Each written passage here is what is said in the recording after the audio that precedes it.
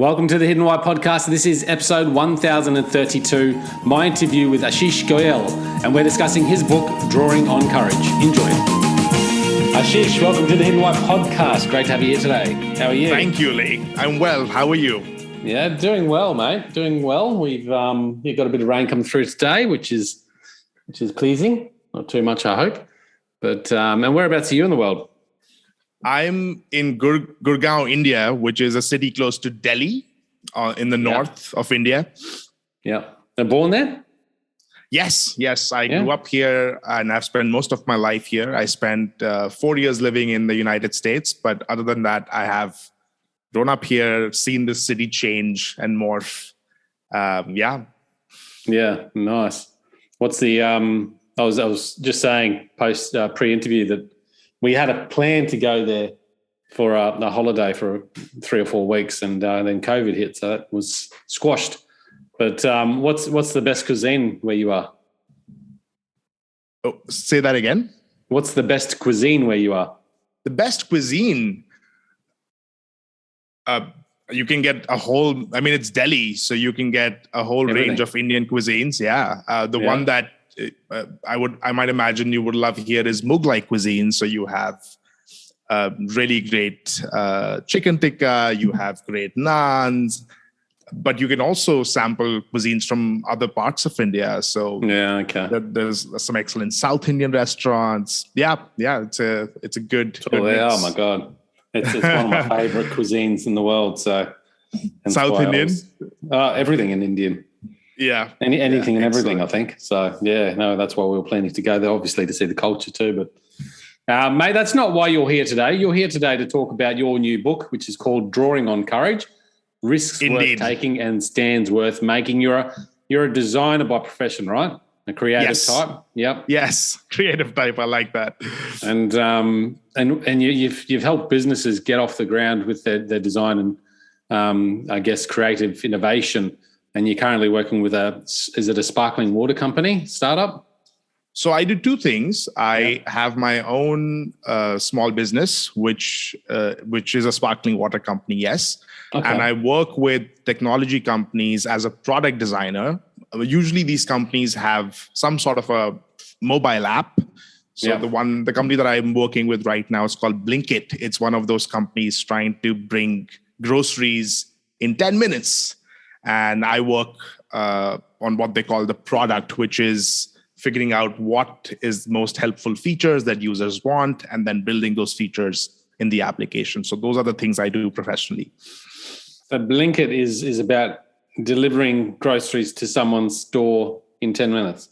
That's right. Bloody hell. Is that possible? Yes. So they have just in this city, Gurgaon, they have some 25 stores, which they call dark stores, because you can't actually physically go shop there. And they only deliver within a 2-3 kilometer radius. So you can deliver in 10 minutes. It's the new venture capital darling in the startup world right now. I think there must be at least 3 companies in India and at least 15 worldwide trying to get you your milk in 10 minutes. It's amazing, huh? Wow. Yeah.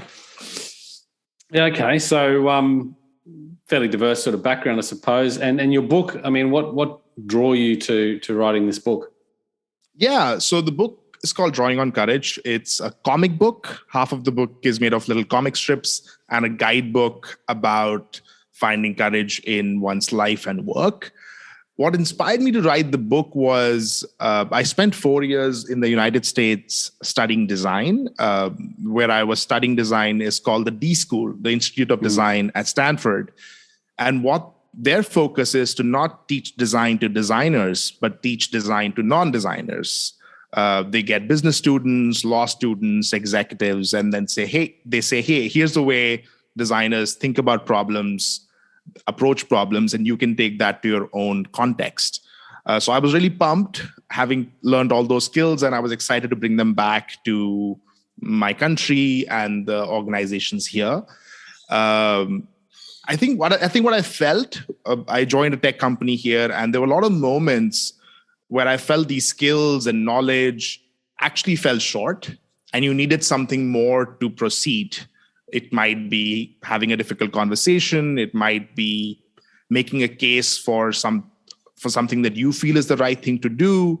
And all those moments you're never fully prepared. So you need something else.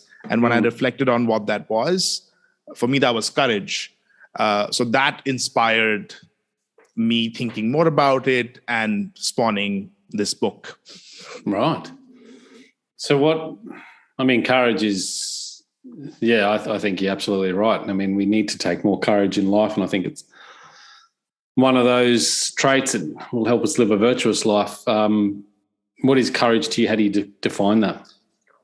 Great question. I think of what courage looks like and what courage feels like as two different things. So what it looks like, there are lots of people who've written about courage. The definition that I loved the most was put together by these researchers who made these little stories and asked people to describe which story reminded them of courage and which stories didn't. So they identified 3 factors. They said you are pursuing a noble or worthy purpose. You're taking a personal risk, and you're taking voluntary action in spite of that risk. It's when these 3 components are present, that's when it's courage. That's what courage looks like.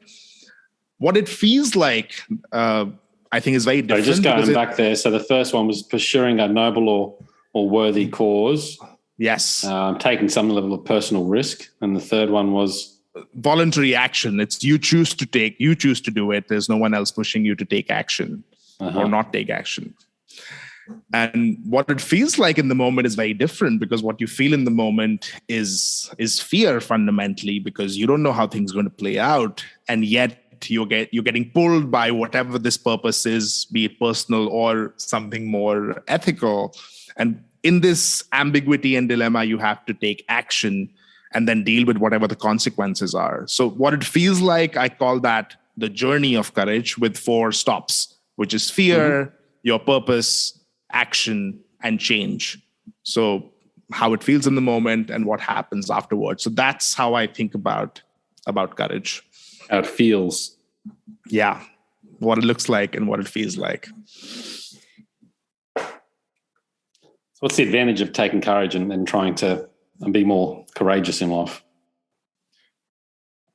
I think any change that you want to bring about in your life or in the organizations that you're in, all of it takes courage. There are a lot of stories that I heard from people when I was writing this book.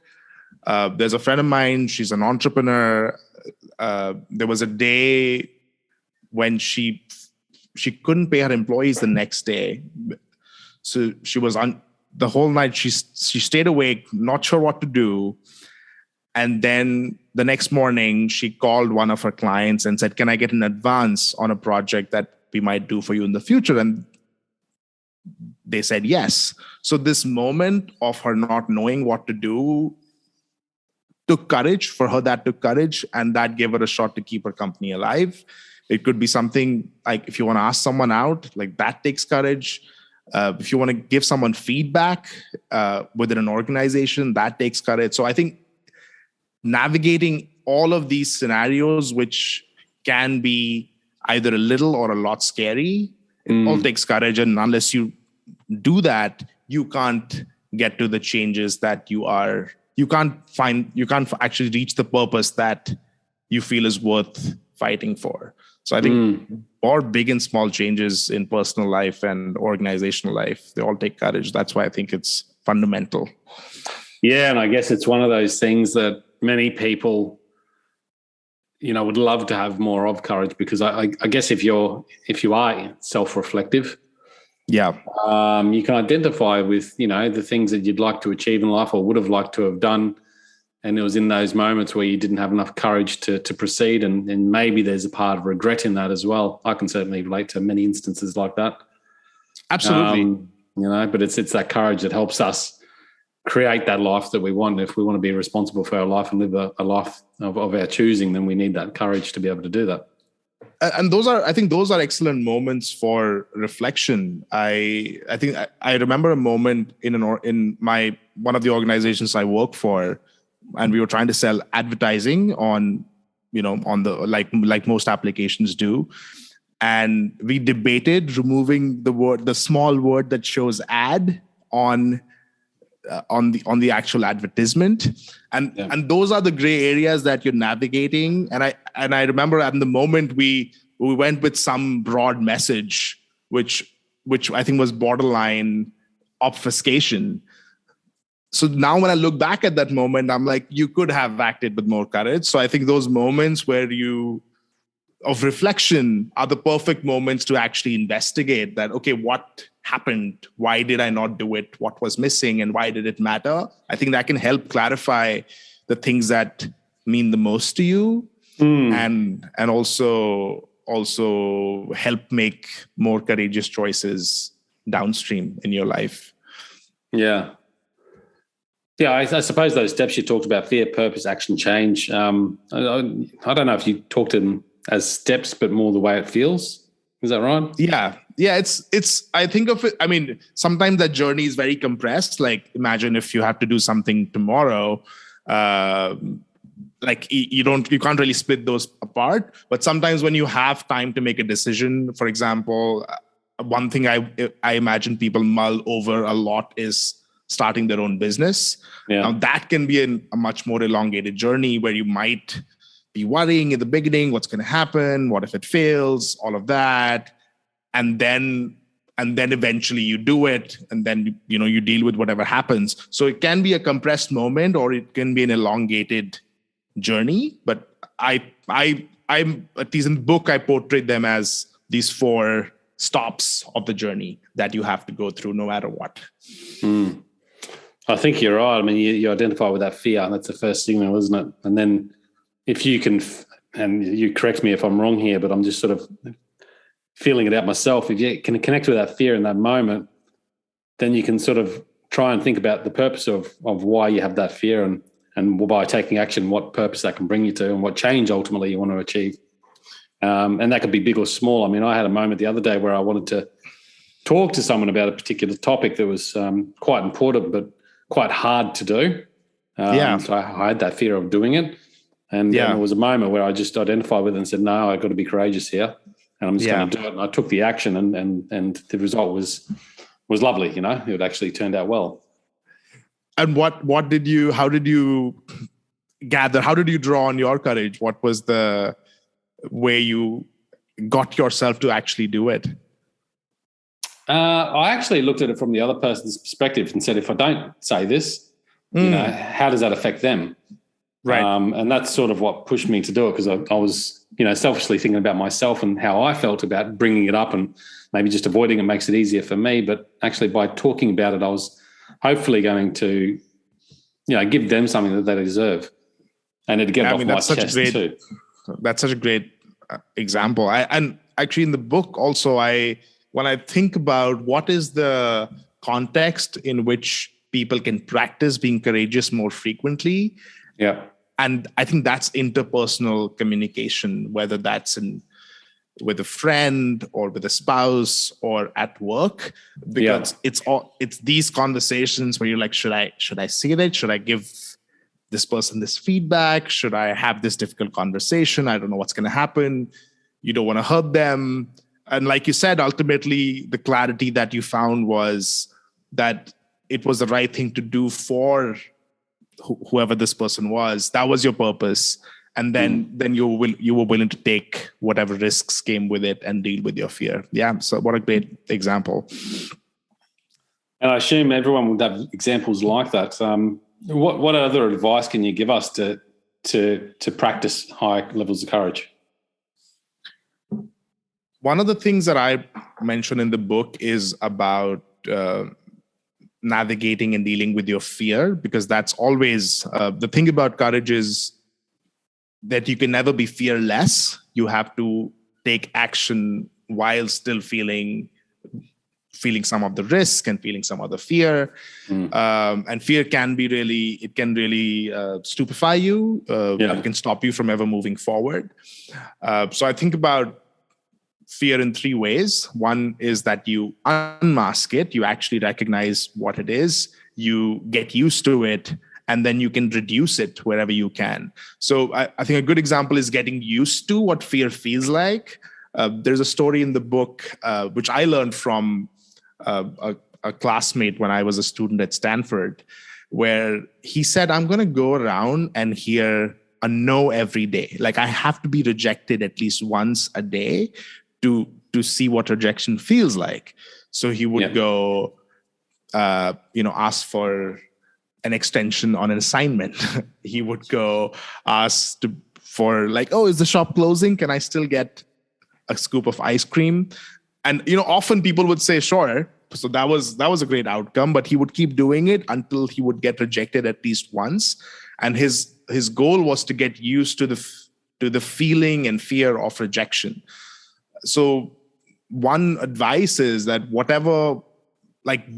take small risks in whatever context of your life you can take them to actually get used to what fear feels like, because that's never going to go away when you're acting with courage.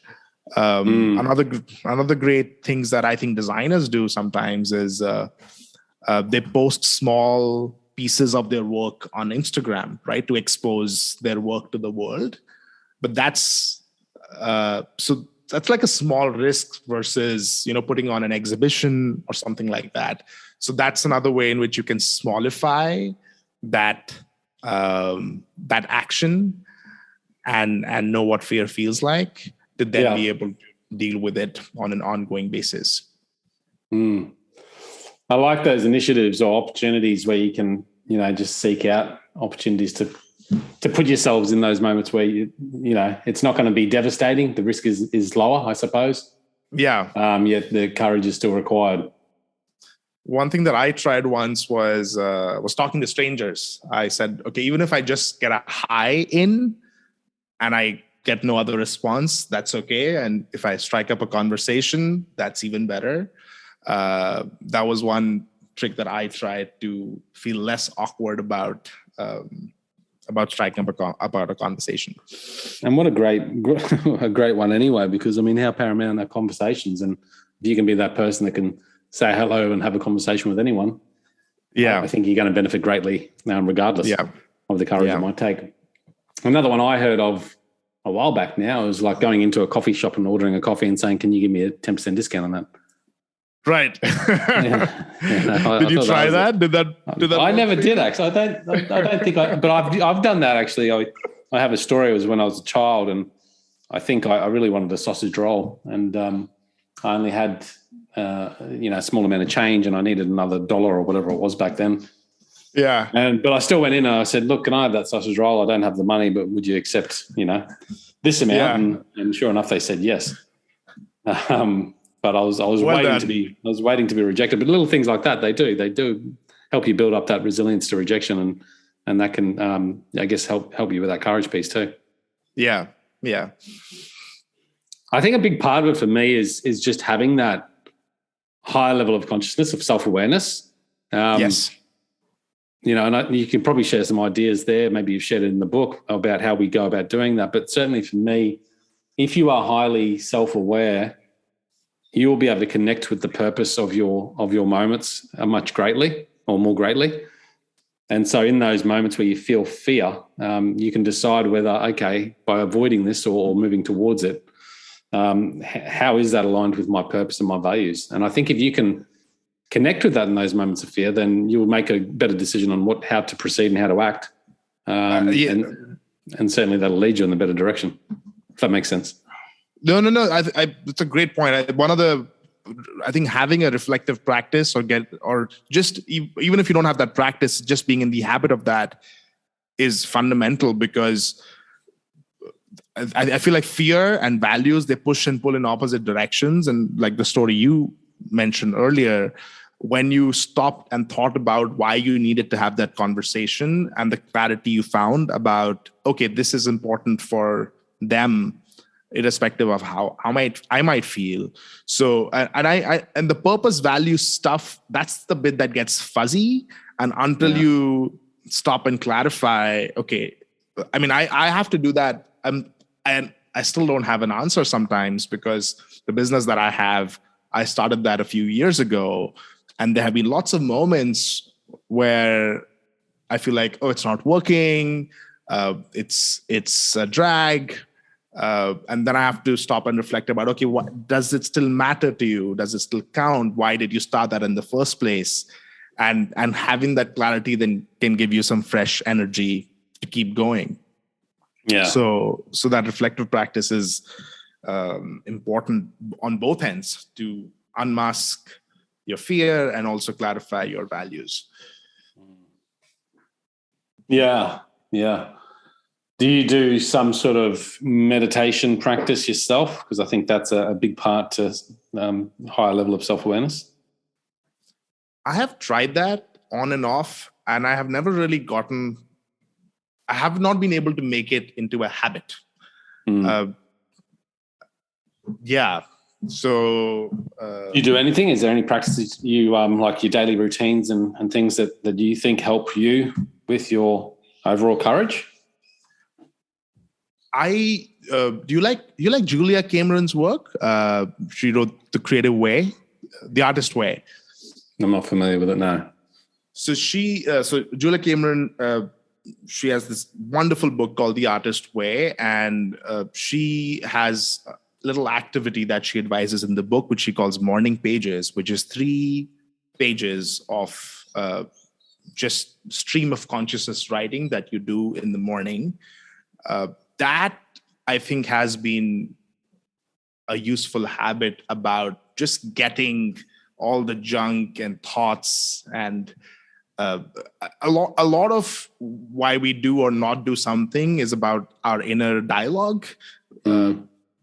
So that practice lets me just clarify my head, and then I can see things more clearly. So I wouldn't say that's something that is specifically about developing courage, but it is something that is about developing clarity, and that then can potentially help with being more courageous. That's something that it does take time. It takes me 30 minutes to do that every day. So there are days that I miss it.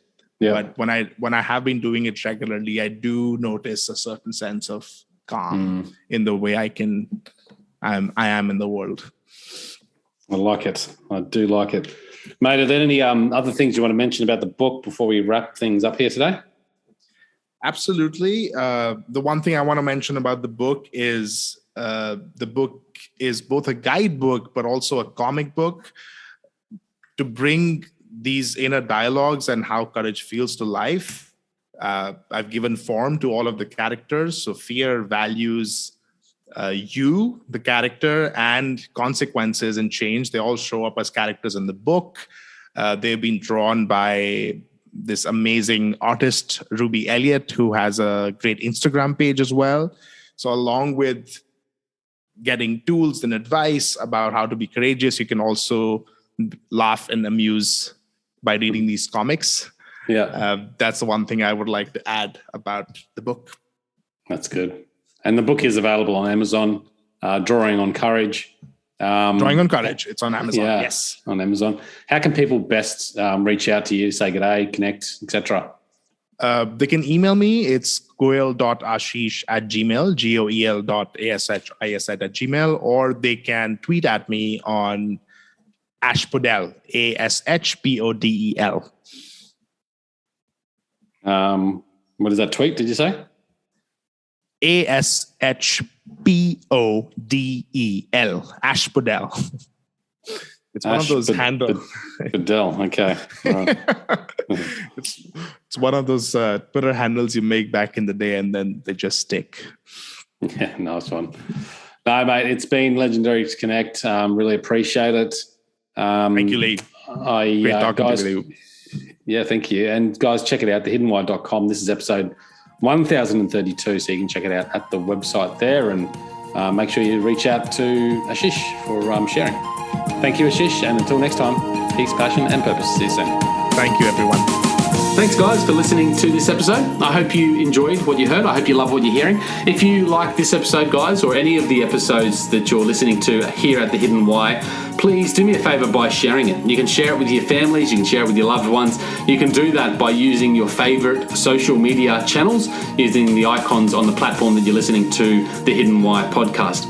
Also, guys, if you're a fan of the show, please connect with me. Connect with me at thehiddenwhy.com. I love to hear from you. I love to converse with the people that listen to this show to find out what they enjoy, what they don't enjoy, and perhaps if they have any questions or feedback for the show as well. You can stay up to date with all that I'm releasing here, guys. I do a solo show every Monday, a 3-minute thought every Thursday. I do 2 interviews a week on a Wednesday and a Saturday, and a book review every Friday. You can stay up to date with all that by subscribing to my newsletter at thehiddenwhy.com. Just enter your email address there, and also subscribing to the podcast on the platform that you choose to listen to your podcasts.